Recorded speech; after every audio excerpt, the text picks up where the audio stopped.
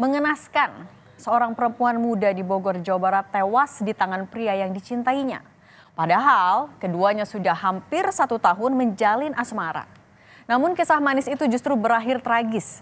Sang pria bahkan membuat rekayasa dalam kasus kematian kekasihnya. Adalah Fitri Wulandari, gadis berusia 22 tahun yang menjadi korban dalam kasus pembunuhan ini. Sehari-hari ia biasa dipanggil Wulan atau Ulan oleh teman-temannya. Wulan diketahui bekerja sebagai karyawan di sebuah restoran. Tewasnya Wulan yang merupakan anak sulung dari 4 bersaudara dan anak perempuan satu-satunya sangat memukul pihak keluarga. Siapa sangka akhir hidup Wulan harus dengan cara seperti ini. Sebuah ruko kosong di Jalan Dr. Semeru, Kota Bogor, Jawa Barat menjadi saksi bisu kematiannya. Korban terakhir berpamitan pada keluarga hari Kamis malam 30 November lalu untuk pergi bersama kekasihnya.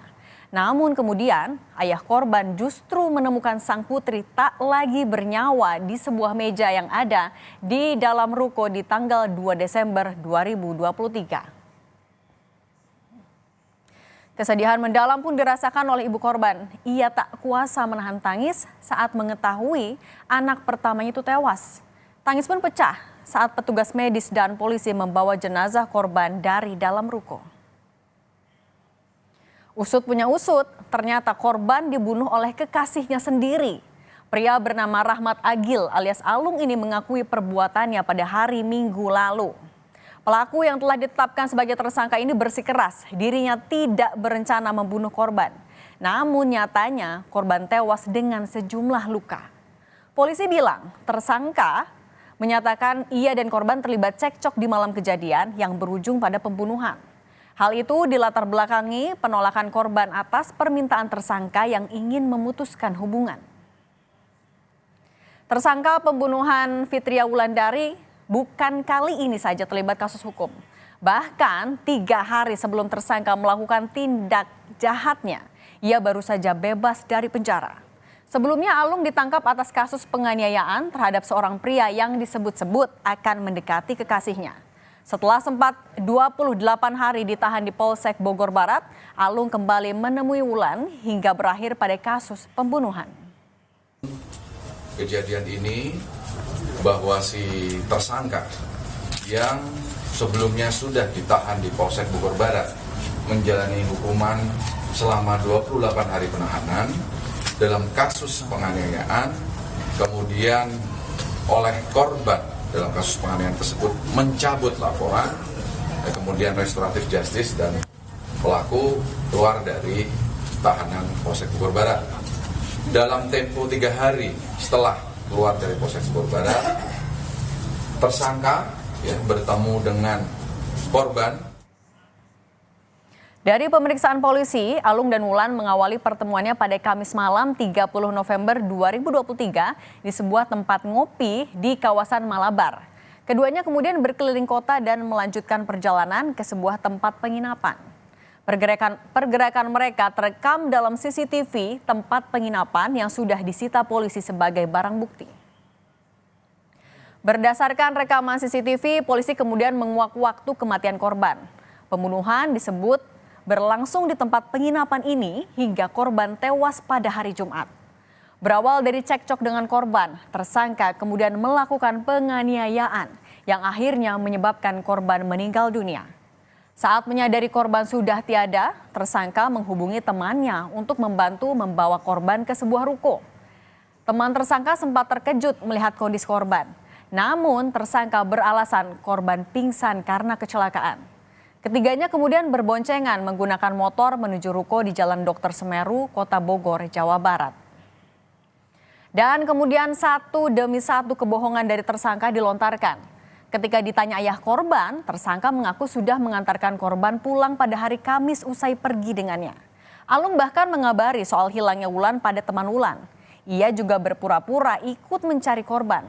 Hingga kemudian tersangka sendiri yang mengabarkan pada ayah korban ia dapat kabar dari media sosial milik korban bahwa korban minta dijemput di kawasan Cilebut pada Sabtu malam. Ayah korban sempat mempertanyakan mengapa tak dijemput secepatnya. Namun tersangka justru mengaku dimarahi oleh korban yang meminta untuk tetap dijemput pada pukul 9 malam. Usai menyampaikan kabar tentang keberadaan Wulan, tersangka Alung dan ayah Wulan yang sama-sama menjadi juru parkir kemudian berpisah lokasi. Tersangka juga berjanji akan menjemput korban. Namun sesampainya ayah korban di rumah, ia tiba-tiba diminta kembali ke lokasi semula. Seakan tak ada cara lain menangani jasad korban, tersangka kemudian mengajak ayah korban ke ruko tempat korban berada. Namun sebelumnya, ia membuat pengakuan bahwa korban jatuh dari motor. Pengakuan Alung sempat mengejutkan ayah Wulan, namun lebih terkejut lagi saat melihat kondisi putri semata wayangnya yang mengalami sejumlah luka di wajahnya. Ia pun mendapati sang anak tercinta sudah meninggal dunia. Ayah korban yang kesal kemudian berniat untuk melaporkan hal ini ke polisi, namun sempat dicegah tersangka dan keluarganya. Sempat menghalangi untuk tidak diributkan masalah ini. Nah, istilahnya sebelum sama saya tuh bapak sama kakaknya udah mendengar pengakuan dari si Alung.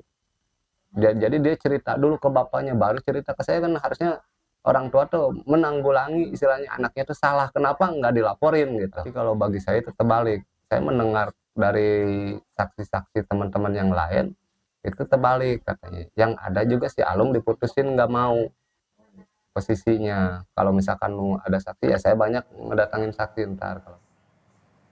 Setelah kasus ini terungkap, tersangka dijerat dengan ancaman hukuman maksimal 15 tahun penjara. Polisi juga menyita sejumlah barang bukti selain menahan pelaku. Barang bukti tersebut antara lain pakaian korban, telepon seluler, dan 1 unit motor dari hasil identifikasi korban tewas dengan sejumlah luka. Tidak lanjutnya langsung melakukan olah TKP. Ada luka tampak?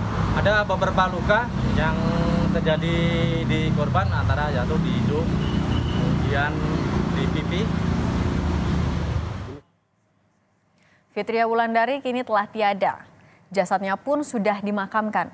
Namun pihak keluarga berharap agar tersangka mendapat hukuman seberat-beratnya. Sementara polisi masih terus mendalami kasus ini dengan memeriksa saksi-saksi dan juga menelusuri barang bukti. Kekerasan dalam suatu hubungan asmara kerap kali terjadi hingga jatuhnya korban.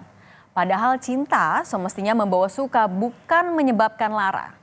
Hubungan yang sehat hendaknya perlu dia pahami serta dijaga oleh kedua pihak yang terlibat dan mewaspadai adanya toxic relationship yang bisa berujung tindak kriminal.